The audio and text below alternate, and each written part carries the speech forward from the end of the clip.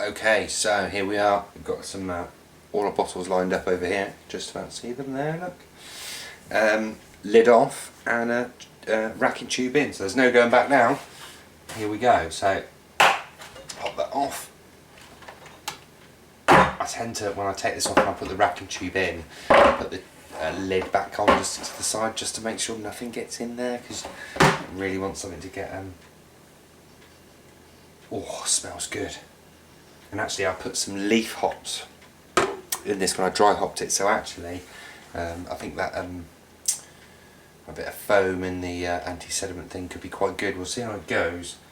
And I tend to find sometimes the leaf hops, when they're loose, they tend to block up a little bit more. So I might end up having to take the foam filter out, but we'll see. But it smells good. Right, racking tube. So here's the racking tube. Still all full of star san. Now I'm going to put it straight in, and I'm not that bothered about a bit of star san going in, because it won't really affect things now. We're bottling now, so in she goes. And generally, I find if I can follow I can set the depth. You get a little bit better at this, which I've done this a couple of times, but you can set the right depth, whether you're racking or you're taking off to a secondary. Just get it just to clip. And obviously keep your racking cane. And now we'll start bottling. I'll probably move you lower down just so you can see what I'm going to do, so I'll see you in a sec.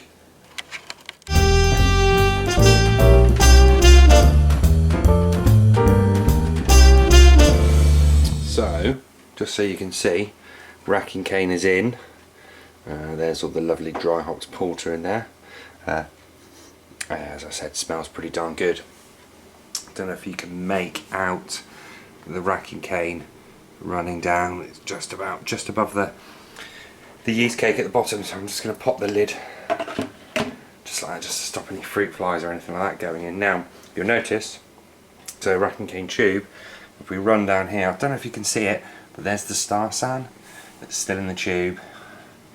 And all the way down to my racking cane, into my bottle.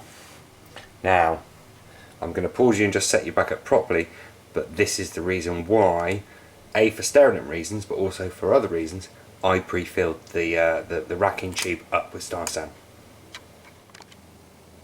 So here we are. So this is directly following on from the bit before.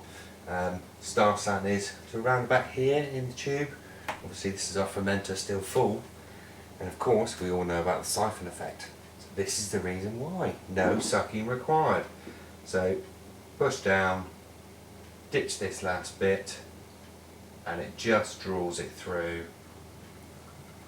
There we go, job done. Everything's primed, it's all ready to go. All I need to do is just to ditch this last bit, because I don't really like drinking star san. So I'll just dish this in the sink.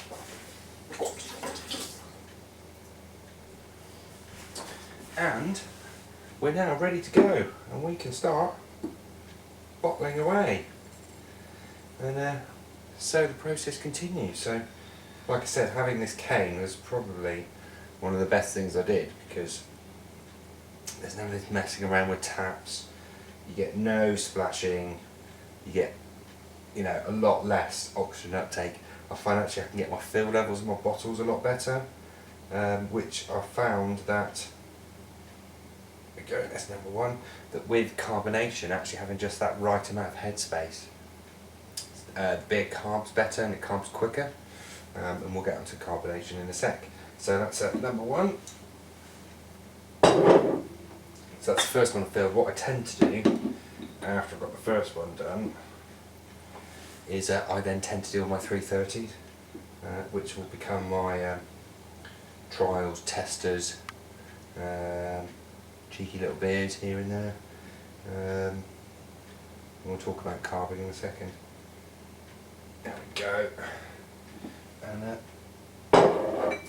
so it continues, and of course, having a cane means that the bottle filling process is on quicker, but it means you can drink as well at the same time, which is always good. Steam beer, by the way. So yes, here we go. So I've got my next probably 20 minutes, half an hour to fill the bottles with sort of 19-20 litres. So I'll speak to you in a moment. Actually, the filling is getting a little bit slow now. We're on about 9.5 litres that are left, and the filling getting a little bit slow. So I wonder if, as previously suspected, that my because I haven't racked to a secondary, that my little sponge filter may be getting a little bit blocked. But I think we'll continue for a bit anyway, at least, and see how we go. Although it is, you might see it's getting a little bit inconsistent with the siphon coming through. What I've found is that actually, if you're a bit smart about how you pull it out, so I have had to pull the foam out before, that you can still keep the siphon. You don't actually have to suck anything, which is good. See, this is the whole bubble thing. See, as the beer fills up, it just pushes the bubbles out. And it's not a bad thing. It doesn't add any taste or anything like that at all, so there's nothing to worry about. The way I look at it, if anything, is a good thing, because those bubbles are the things that sterilise it. So, you know, it can only be a good thing. Don't fear the bubbles. So we're rapidly approaching the end of the fermenter. Squeezing out the last few bottles. Haven't done a count yet, actually, to be honest, to see how many's there, but I wonder if that might actually be it. Let's give the thing a shake at the bottom.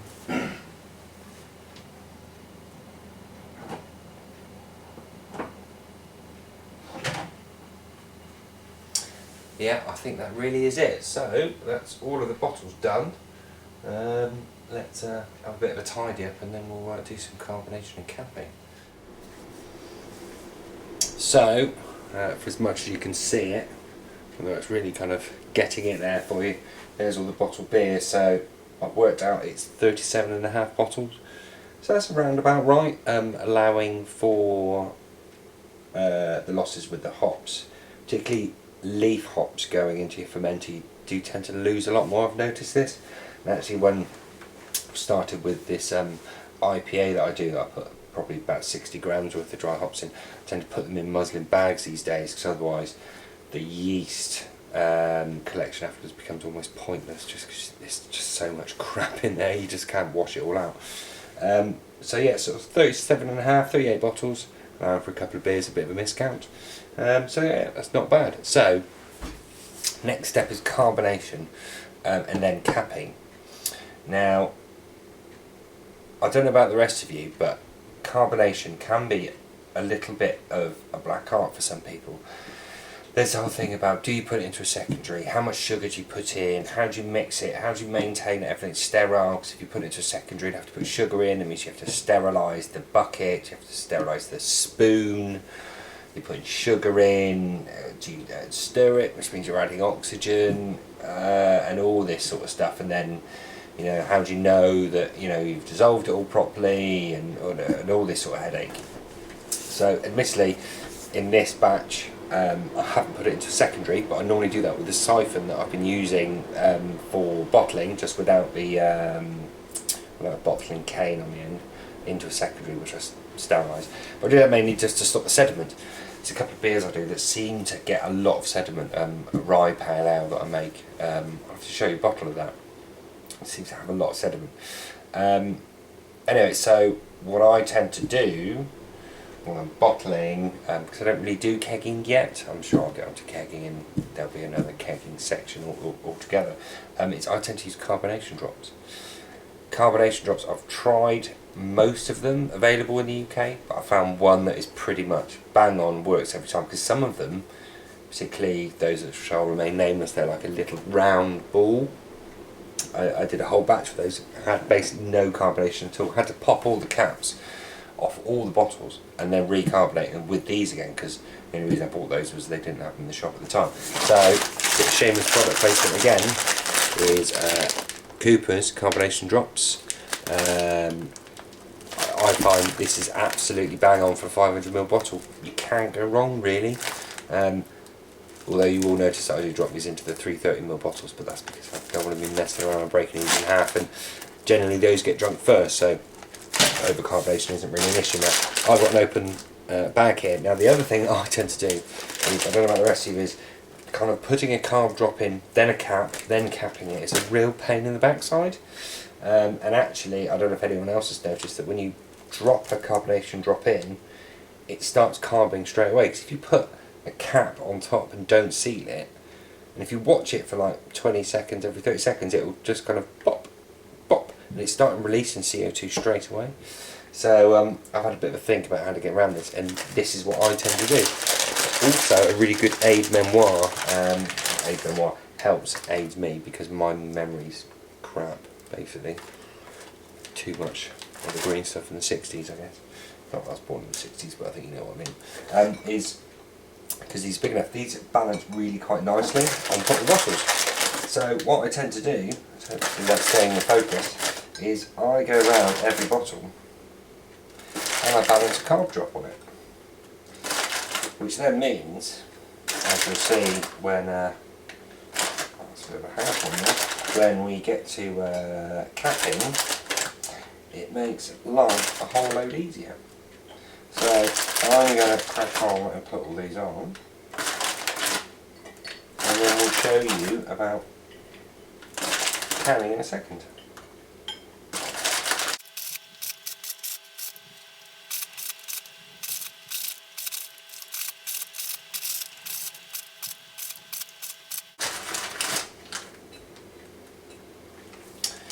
And there we go, job done.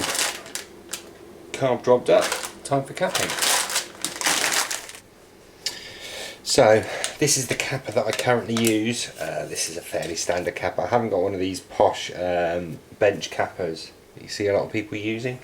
I don't think I do enough beers to really warrant like the 200 quid, whatever a decent one is. I mean, this is cheap as chips, and it does the job.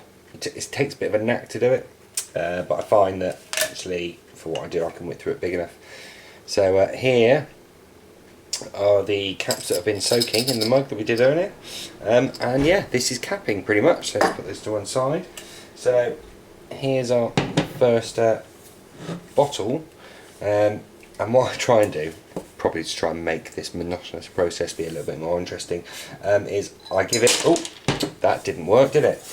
Is I try and give it a little shake to make the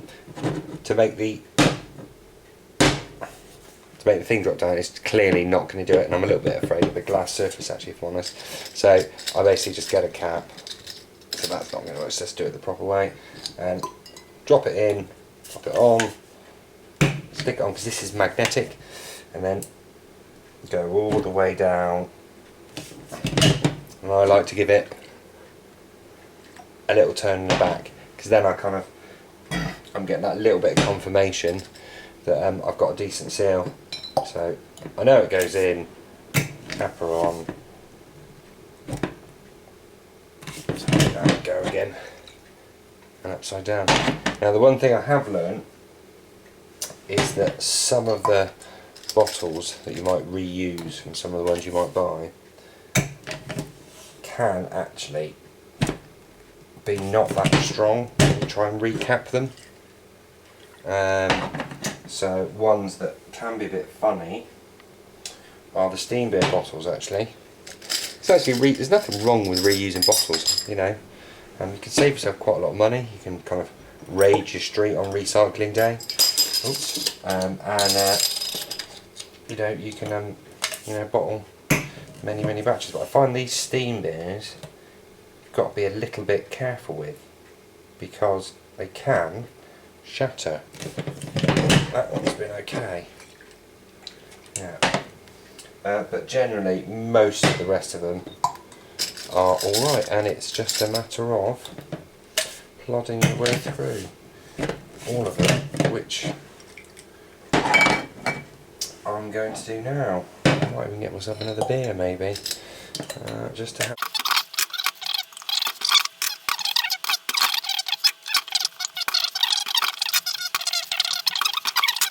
nice to So yeah, so I will carry on do this, and then we'll reconvene when I'm finished. Job done.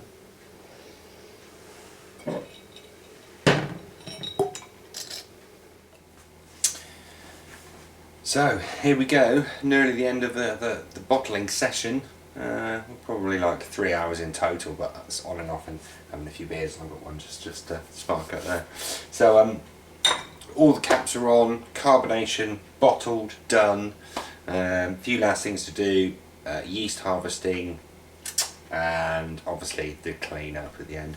Probably not used 3, 6, about 8 bottles that I sterilised, which again is not bad. You know, I'd rather have 8 bottles, put them back in the box and then re-sterilise them the next time than be short of 8 bottles halfway through bottling. So, but one of the last things to do, write the name or a code, or at least on top of the bottles, for the beer it is. A number of times I've been caught out, and I'm sure we've all been there, or those of you that don't do this, you will be, when you're like, what beer is this in this box? What beer am I putting in the fridge? So I'm going to, I've got a couple of Sharpies, which are perfectly good, and I write a little code on the cap. I used to write it on the bottle, but then I learned that actually after a while you've got the same name on the bottle, and then you're second guessing yourself. Is this a porter, or is this an IPA? Is this a saison? Who knows? Is this a Hefeweizen? Is it a wheat beer? Is it actually on the cap is the best. So I'm just putting WP on every cap for West Coast Porter, because that will be enough for me to be able to identify it. And when I give beers, because this is an experimental batch, I give beers away to people, and I ask them, you know, what do you think of CW, what do you think of WP, what do you think of M? I'll know when they text me or when I speak to them, I'll know which beer it is that they're talking about. And also you can change your codes up for versions of your recipe as well, so as long as you document it, it's a good way of just knowing where you are with your recipe development, really. So yeah, so there we go, job done. Time for a beer, I think. So this is a beer that I made with some hops. Not bad combination. That I won. Some Slovenian hops that I won through a competition on the homebrew forum. And it's an IPA I've tried to make with it. It's with some hops called Cardinal, and then also some hops called Wolf. So called the IPA the Big Bad Wolf. It's actually turned out not too bad. Head retention's been awesome. I did kind of default back to a kind of good, tried and trusted IPA malt base, really, and recipe, because you know, when you're trying out new hops, then why not? This one's a bit of an interesting one.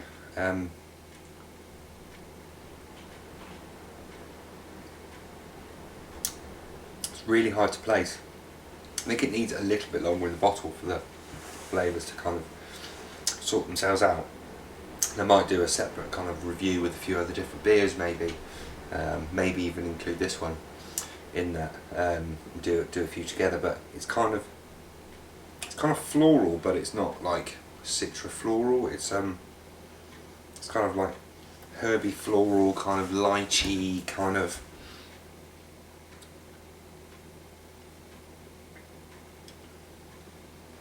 not really kind of in your face, you know, which we're kind of used to with the New Zealand and the American hops and stuff. But it's not bad. It's not bad. But anyway, I don't do much more of this. We'll come back to this a different day. But that's everything bottled. Yeast harvesting. So, yeast harvesting. Now, the observant of you might have noticed earlier, you might have noticed my good old trusty 2 litre thing, can't remember what it's called, had a couple of beers, in the background, and then also a bottle and a funnel. Now I've had those in the oven earlier at about 250 degrees, so basically as high as the oven will go, for about an hour, and then left them in there for about half an hour covered, so they should be fully sterile. And the idea is that because we've got loose hops in this lot and time's getting on a bit, I'm going to just dump all of the, what you'll notice is actually I've capped this one off as well, try and keep the inside sterile as well, is I'll dump all the hops into here, all the yeast into here. I might try and boil some water and get it cool before I go to bed. If not, I'll just dump all the yeast into here, give it a swish around, let it settle and see what it looks like in the morning. If necessary, we can do a little video, but boil up some water, give it a really good boil, really sterilise the water, let it cool back down, add the water to the yeast, and then give it a swirl, stand it, let it settle, and let everything settle out. And what you should get is the leaf hops should rise to the top, and any of the other sort of crap basically, which you can then pour off. If not, add some more water, give it another swirl. Do that a couple of times to really wash the yeast, hence the reason for yeast washing. And then let it settle out, and then what I tend to do is I tend to use a clear beer bottle that's been sterilised, fill it up, put a cap on it, you know, exactly the same as when you do bottling, stick it in the fridge, and then hunky-dory, she's there ready to go again next time. So let's try and fill it up and see what happens, see what comes out. So this is all sterilised, so hopefully, where the leaf hops might be a bit tricky, they might block it, but we'll have to see how we go. Let's pop the lid off. Let's see how we go with, I might have to give this a swirl actually, I think, to suspend all of the yeast. Because we haven't top cropped. I've never top cropped yeast, if I'm honest. I've always gone with harvesting the stuff that's in the bottom, the slurry. And it's been great. I mean, the Saison is strong as anything. The 1056 is as strong as you like. Let's see, look at that blocking, look, because of those bloody leaf hops. So harvesting slurry is not a bad thing. Wonder if I can tip that, because that's blocking up.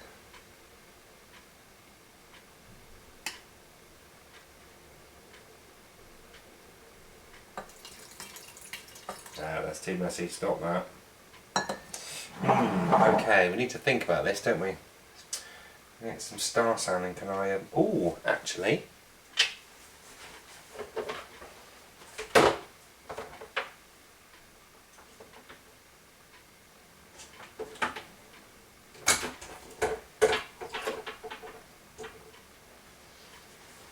Of course I was using this in the beer, this is still sterile. Will it fit down through? Yes, it will.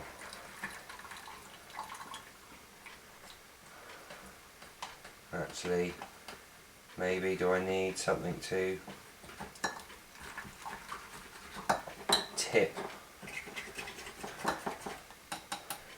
the hops left over into? I probably do. Chuck them in the bin.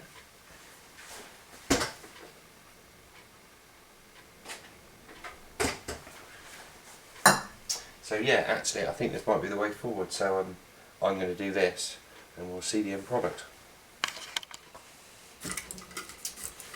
So there we go, round about a litre and a half at the bottom of the fermenter. Obviously not all of this is yeast, there's probably 50% yeast realistically in there, the rest is just going to be trub.